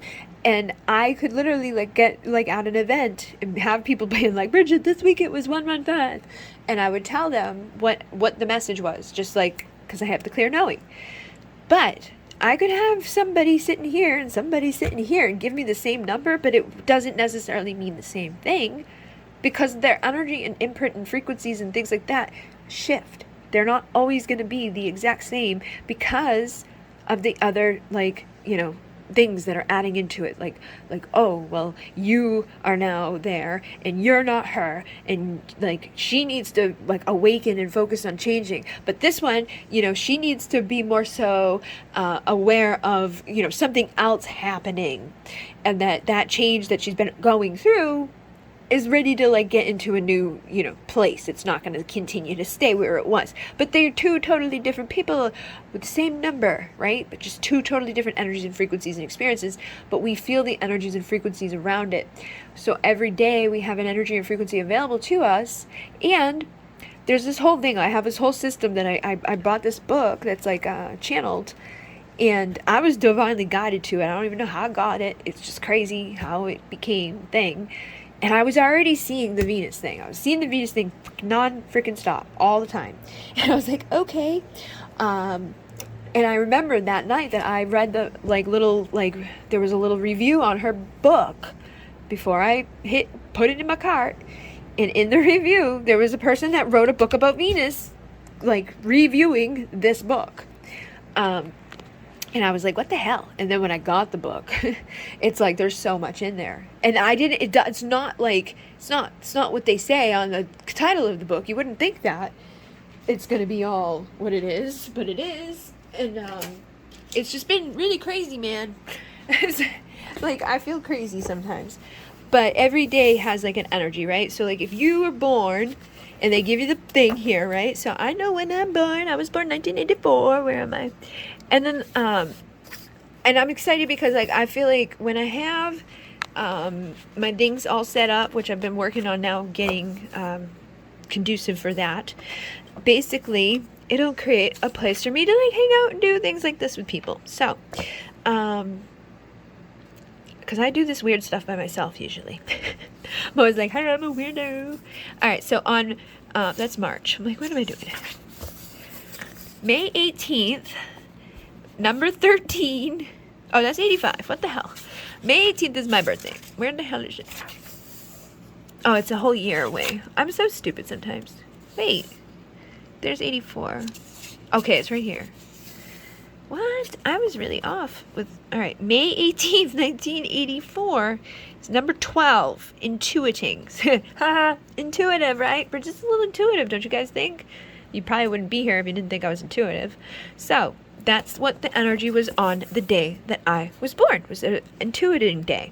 That's not the whole thing, though. That's just one energy, okay? There's 20 earth energies. There's 13 universal energies. And, these little boxes represent cycles. So there's a constant shift happening, right? Sometimes the cycle starts in one energy and it ends in a different energy, but they keep kind of just repeating over and over and over and over, because there's only 20 of the earth energies, and then the numbers represent the 13 universal energies. You can go even deeper. There's also shadow energies. And then there's also energies for you and your relationship, right? There's also vortex days. So like if you know that something crazy happened on some certain day, actually I was doing a thing for a person, like trying to figure this stuff out, and I was like practicing with her, and she saw her person. Every time she saw her person, it was on the 2nd of the month. And these are freaking stretched out times, man. They're not like, oh, bump, bump, bump, like fucking months apart, not planned at all, but it's always on the 2nd of the month. And the first time that they had seen each other, a vortex opened the day before they saw each other. The middle time that they saw each other, nothing really happened. But then the last time, a vortex was the day after they saw each other. The craziest thing about it, though, is that the number pattern for the days that they met and saw each other, like the numbers that played out for those days, were mirrored. It was 9119. And the person who I was reading for, her spiritual awakening was on 9/11. It's like what woke her up was the chaos on 9/11. So the fact that that was there, that 9119, was like, oh, that's like trying to get her attention, right? And actually, she is a catalyst. Her energy is about catalyzing. So 19 on page 91, right? I can't make it up if I tried, okay? I'm not trying. That's not me trying. That's literally just what things happen to me as I do things, okay? So that's why I wanted, like, you know, I want friends to hang out with me sometimes when I do these things, because I'm like, guys, this is really fucking cool. Like it's nonstop. I'm not trying. I'm not doing that. They did it on its own. And I'm just here, aware, and being like, oh my God. But I can't explain it to people. Like, it's hard for me to be like, hey guys, guess what just happened? Because nobody's going to care. But if you're present for it, it's a little bit different than when, you know, you're just like aware about, oh yeah, Bridget saw some numbers. Like, you had no idea, man. Oh, and then Venus, this is the pattern that she makes through the fucking sky at, when she does her little dance, right? Venus, she's like, I'm gonna make a beautiful little flower. So yeah, she's doing her thing, right? And then there's these energies of the universal energies. Then when we figure out, okay, like I can figure out what your energy is, figure out what your person's energy is, and when I do that, I can figure out what the point of your like relationship is, or like what you guys would do good together as a couple, because one person's probably really good at one thing and one person may be really good at another. But when you look at like the energy surrounding the days that you connected, or just like the energies that of who you are, like who you were born into this planet to be, you know, it all means something. And then they have like energies of different directions and stuff like that, which I've still got to learn a lot more about this, but I've been figuring out just different stuff. And one thing that was like mind-blowing to me was I literally, you know, will spiel off like a basic, you know, crazy like, oh, this is this, about numbers in general, where I'm like, yeah, this is, you know, 1 is this, 2 is that, 3 is this, 4 is that, blah, blah, blah, blah, blah. I just kind of give like a generic thing that covers it all when people ask. And they had it the same in here. And I was like, oh my God, they have it the same. The 13 universals is this it? Yeah, initiation and new beginning, duality, right? So like partnership and duality, the initiation and new beginning, I always say it's like illuminating, awakening. It's like the beginning of something. It's like when people first wake up. And then the creating, right? 3, I've been seeing 3 nonstop, but I've been creating my membership thingies. I've been creating the courses and stuff. And I just think that it's crazy that that's been, you know, the thing. I usually say it's about transformation, which is the same thing as freaking like creating something. It's like, oh, I'm just gonna transform it, create it, right? But theirs was different for that. But I always say 4 is foundation. I always say 5 is the change, right? 6 is the flow. So we know, you know, like if you look at like the 6 of Swords, right? That's like coming out of that. I also tell people like don't focus too much on negative. Like if you're too much focused on money, or you're too focused on something negative, you've got to shift out of that and like flow away from that. 7 for me is always connected to the Pleiadians, but they're saying this is like a mystical energy, so it made sense. I'm like, huh. They're like, 7 is a mystical energy calling us to decipher and understand hidden truths. The energy of 7 opens our vision The perceived veil is an illusion. All kingdoms and all dimensions are here right now. In essence, we could say that the energy of 7 shows us the veil itself is a human misconception existing in our consciousness because we misunderstand the energy of 2. We have been participating with and creating a world of illusion. We don't yet understand the true purpose of living in duality on Earth. The 7 energy brings the opportunity to resolve and transcend all of the conflicts that we've created through misunderstanding. The energy of 7 seeks to merge opposites into harmony, thus providing a direct connection to Source. It helps us to remember that not only are we divine, we also are part of the divinity of everything. The 7 energy provides opportunities to work with both the spiritual and physical aspects of life simultaneously. And days of 7 energy inspire us to step out from illusionary beliefs and search for cosmic truth. People who carry this energy may act as mirrors, showing us how we behave in the world or who we are. Yet, many who carry 7 energy are blinded by the light of truth and are unable to see their own reflection. Focusing on cooperation and truth in the energy of 7 compels us to continue on the path, looking for ways we can be more easily connected. And then 8 is always an abundance for me one. 9 they have is harmony. I say this is like endings and new beginnings. And then 10 is like the manifestations, the oneness. It's the bringing it together. It's the ultimate thing. But it was just crazy. Like there's been so many things in here that I'm like, oh my God, like somebody has actually put into a book a thing that I think, that like wasn't fed to me by somebody else. It was like there on its own. And when I have those things, I'm like, oh my God, it's crazy how this is happening. So yeah, I get excited. But I don't know what this is. The relationship between earth energies and personalities. Choosing. Yeah, so like we all have these crazy things going on with us. So like the day that you're born tells me a lot about you based off of 2 energies that were, connected at that point. But then, oh, look at that. The stages of awareness. This is waking up. We have shadow cycles and all of that. There's the loneliness and the feelings of rejection. And then there's the inner conflict between survival needs and social interaction. Then there's a deep need for security or rigid beliefs that we feel are right. And then there's the challenge in making decisions and a struggle to be seen and recognized. And then the community shadow cycle could be that there's tension between the need for security and the desire for freedom, feeling of victimhood of not being able to receive what is needed, conflict between stubbornness and the need to change, general turbulence as a tendency to fight for a specific viewpoint, irrational urges, and a lack of self-control, and a general lack of trust. Yeah, those can be some difficult things to deal with, we don't like that. In this example, the couple's relationship energy has a universal energy of 13. So what they basically did was like they took the energy for the relationship, the universal stuff from the 2 people. So like say this is the lady, this is the guy. He was a 1, she was a 12.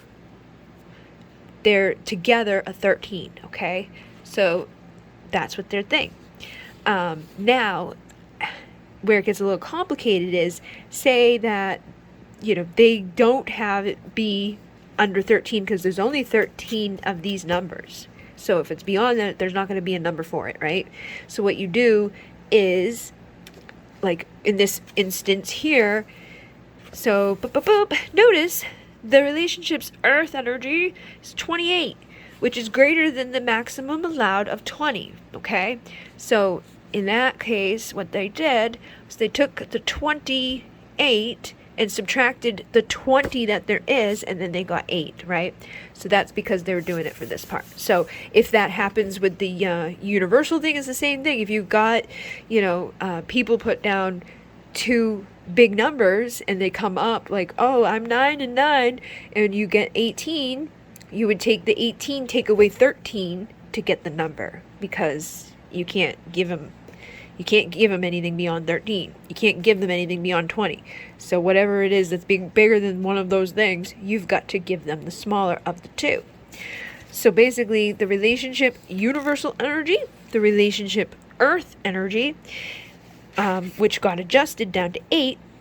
So what they say is, okay, the personality energy of the couple, 13 universal and 8 earth, is basically to see the gifts and challenges inherent within the relationship, looking at the attributes of the 13th universal energy, which is about completing, and 8, which is about loving. This happens to be an energetic signature of the people who wrote the book. Their relationship is all about completing projects or ideas and integrating them as seen into the energy of 13, and also bringing on a continual stream of opposite viewpoints within the opportunity to harmonize them. But above all, the loving energy from the earth, and it holds a deep spiritual exploration and the expression of a complete acceptance and unconditional love. Here is another couple, or another example for people. So the first person's universal energy is 13, second person's universal energy is 4. So they would have 17, gotta take away the 13, we get the 4. Then down here for the earth energy, we get the 13. With the 18, we get the 31. So we take the 31, take away the 20, and we get the 11. So then they put the little thing over here. It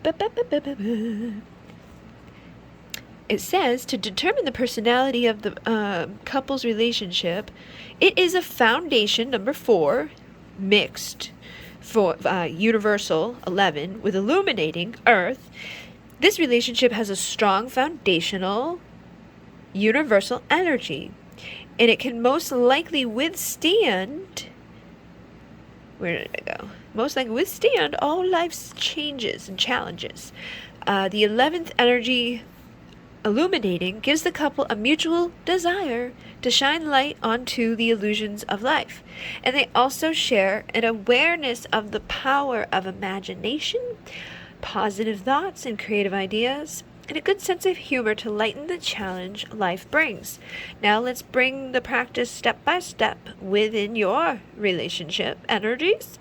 And remember the total ranges of each set of energies. Slowly do the calculations for each system individually before combining the two together, and that will get the full relationship personality. So that's how they do it.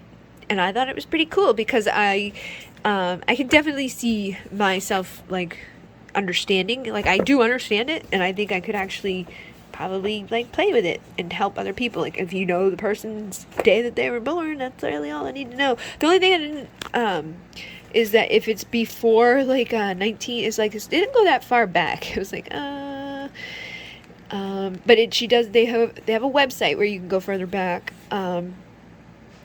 This is only to 1975, so people before 1975, I've got to use the website, but it goes all the way back, like, you know, way back, once I get there. So, I don't know, I thought this is cool, thought other people might think it's cool too, but I'm going to be kind of integrating this into my coaching stuff and into my,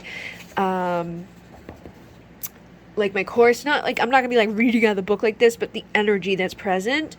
If I'm coaching on a day that it's like today is the thing a day, I might, you know, mention, hey, today's the day. I don't know what the day is, but it's a something. Where are we? Today's 21.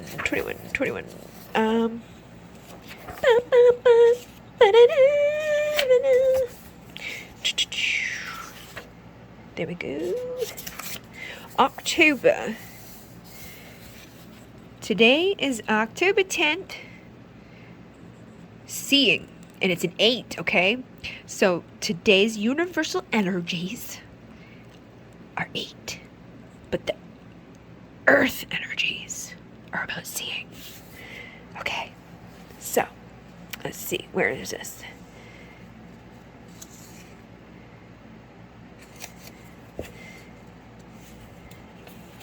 Just like that. I don't know which one that's gonna. Where am I?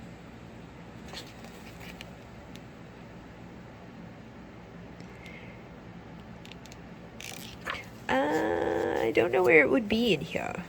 Like, where exactly? Oh, there it is, 15. Perceiving the details of life from a higher perspective. That kind of makes sense for things that I had experienced today.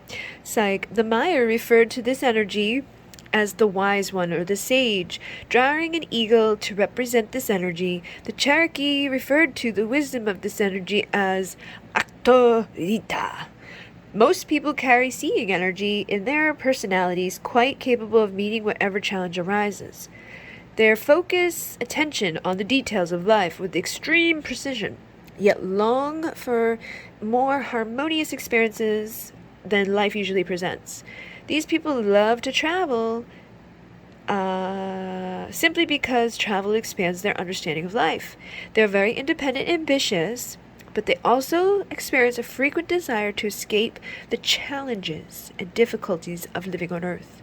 Many people with this energy could be considered old souls. They've been here before and want to make a difference. And they seem to experience all kinds of challenges that stretch them and make them grow. However, when third-dimensional challenges become extreme, these people often look for ways to escape or to ease the pain of living.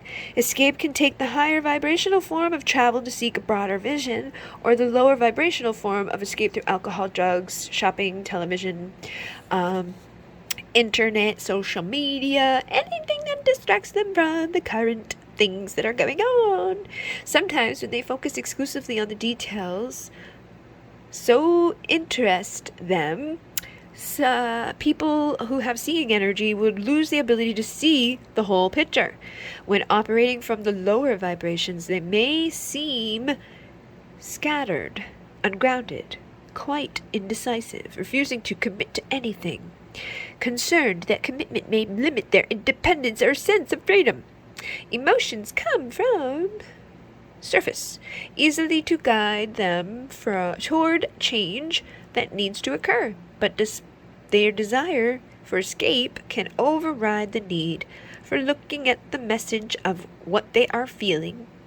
And when operating from a higher vibrational frequency, they use their urge to expand, to bring new ideas into traditional situations, and they easily integrate details into a larger vision that serves all. And when they are living from this place, others see them as being very wise and seek out their opinions. One of the hardest realizations for someone with seeing energy is that they despise the prophetic vision they may have. They cannot save the world. They must continually guard against feeling hopeless or wondering why they chose to be here on Earth, and remember that they are here to give hope and bring light.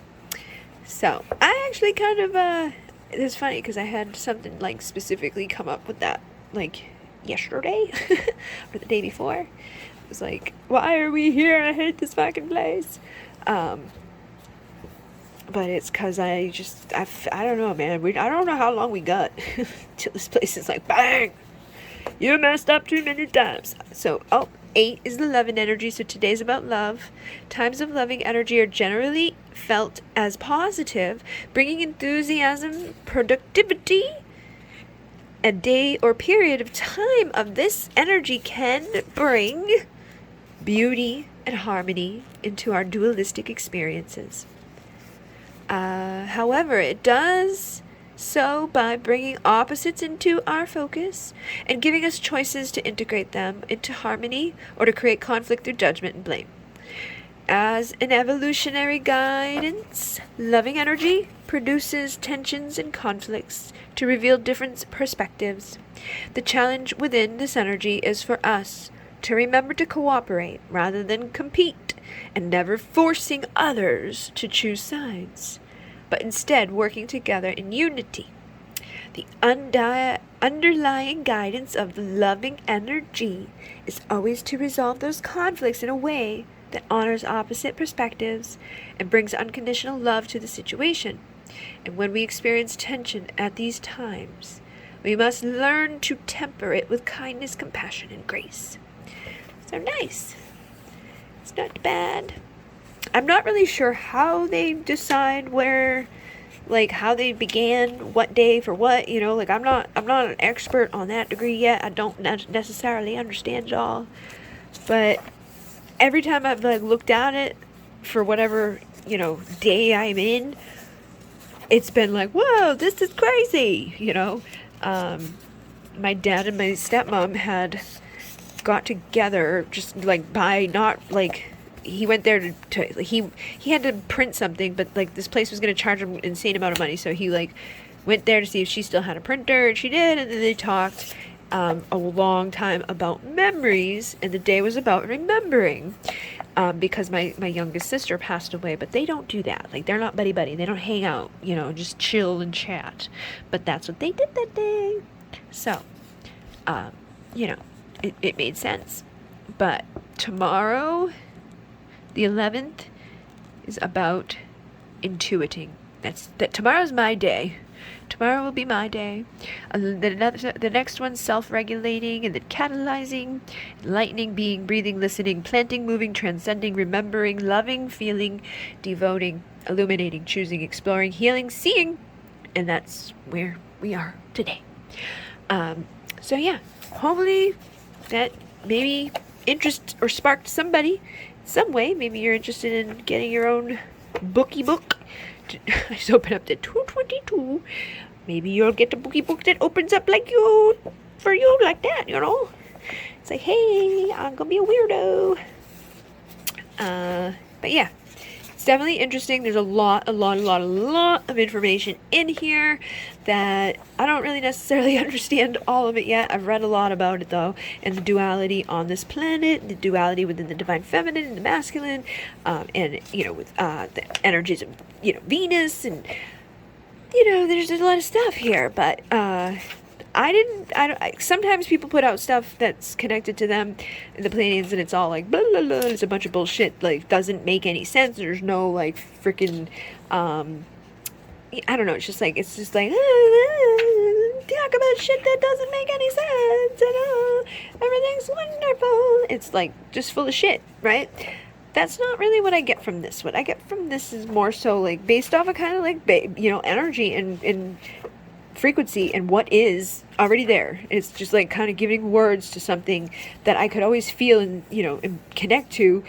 I just never like took the time to like sit down and be like, oh, today is a planting day, you know, but somebody else did. So now what I could do is literally figure out what that actually means, you know, and you know, utilize it, because we've got societal stuff, we've got vortex stuff, earth stuff, shadow stuff. Like, once I understand all of those different degrees, I'll know what day is the best day for me to be doing certain things and then not doing certain things. So I won't be like wasting my time trying to explain something to people on a day that they're not going to be able to integrate or accept or be cool about, whatever it is. So I would be like, yeah, I'll wait for the completion of this little cycle and then do it on a different thing, right? Or I could do it on the day that everybody's going to be understanding and able to have it and not get weird like me. An introductory, but there's so much in here. I don't know. It's crazy to me. Community consciousness, global consciousness, transmuting, transcending, earth energies, and the cardinal directions is another part of it. Like, it's just so much. There's just so much.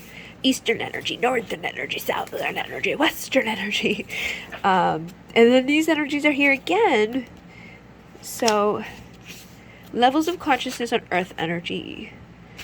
Why do they have these here again? Planetary correspondences to earth energies. The relationship between earth energies. So I guess if this is happening on a certain day, it's different than when it's happening to be a person. So what I already read over there was like, oh, if you're a person born on that day, that's how seeing would be. But if you're the planet, you might be different. But wait, no, I'd already read that one. I don't know. See, like, they have stuff in here, so much stuff in here, that I get like lost in it. The energy of personal relationships is the one that I've already talked to you guys about.